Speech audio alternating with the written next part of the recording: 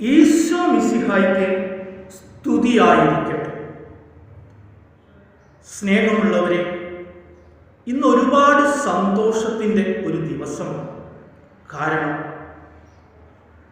നമ്മൾ ഈ ശുശ്രൂഷ ആരംഭിച്ചിട്ട് ഇന്ന് 100 എപ്പിസോഡുകൾ തികയുകയാണ്. ദൈവത്തിൻ്റെ പ്രത്യേക കരുണയും കൃപയും ഒന്നുകൊണ്ട് മാത്രമാണ് നമുക്ക് ഈ 100 എപ്പിസോഡ് വരെ പൂർത്തിയാക്കുവാനായിട്ട് സാധിച്ചത്. ദൈവത്തിന് ആദ്യമേ തന്നെ നന്ദി പറയും. അതോടൊപ്പം നിങ്ങളുടെ പ്രോത്സാഹനവും നിങ്ങളുടെ പ്രാർത്ഥനയ്ക്കും ഒരുപാട് നന്ദി. തുടർന്നും നിങ്ങൾ എൻ്റെ കൂട്ടത്തിൽ ഉണ്ടായിരിക്കണമേ എന്ന്, എനിക്ക് വേണ്ടി പ്രാർത്ഥിക്കണമേ എന്ന്, ഈ ശുശ്രൂഷയ്ക്ക് വേണ്ടി പ്രാർത്ഥിക്കണമേ എന്ന് വിനീതമായി നിങ്ങളോട് ഞാൻ അഭ്യർത്ഥിക്കുകയാണ്. ഇന്ന് മാർച്ച് 14 വെള്ളി. ഇന്നത്തെ ഹോംവർക്ക് മത്തായിയുടെ സുവിശേഷം 12-ാം അധ്യായം. ഇന്നത്തെ ചോദ്യം: 3 രാവും 3 പകലും തിമിംഗലത്തിന്റെ ഉദരത്തിൽ കഴിഞ്ഞത് ആരാണ്?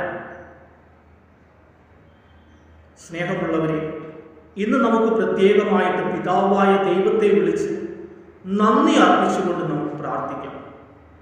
ഈ വീഡിയോ എല്ലാവരിലേക്കും എത്തിക്കുന്നവരും ഈ വീഡിയോ കണ്ട് ഇതുവേണ്ടി ധ്യാനിക്കുന്നവരും പ്രാർത്ഥിക്കുന്നവരുമായ നിങ്ങളെ എല്ലാവരെയും പ്രത്യേകം ദൈവത്തിരുക്കരങ്ങളിലേക്ക് സമർപ്പിക്കുന്നു.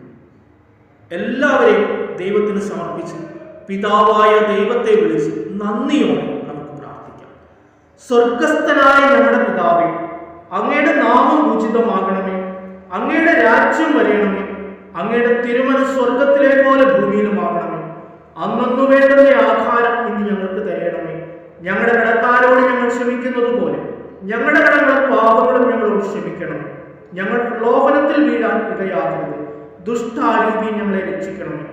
എന്തുകൊണ്ടെന്നാൽ രാജ്യവും ശക്തിയും മഹത്വവും എന്നേക്കും അങ്ങയുടേതാകുന്നു. ആമേൻ. ഇന്നത്തെ തിരുവചനം മത്തായിയുടെ സുവിശേഷം 12-ാം അധ്യായം 8-ാം ഭാഗം. എന്തെന്നാൽ മനുഷ്യപുത്രൻ ശാപത്തിൻ്റെയും കർത്താവാണ്. സ്നേഹമുള്ളവരെ, ഉപവാസത്തിലൂടെയും പ്രാർത്ഥനയിലൂടെയും പ്രായശ്ചിത്തത്തിലൂടെയും കടന്നു പോകുന്ന ദിനങ്ങളാണ് ഇപ്പോൾ നമ്മൾ കടന്നു പോയിക്കൊണ്ടിരിക്കുന്നത്. കൂടുതൽ പ്രാർത്ഥിക്കുവാനും നോമ്പെടുക്കുവാനും ദൈവത്തോട് കൂടിയായിരിക്കുവാനും നമുക്ക് സാധിക്കണം.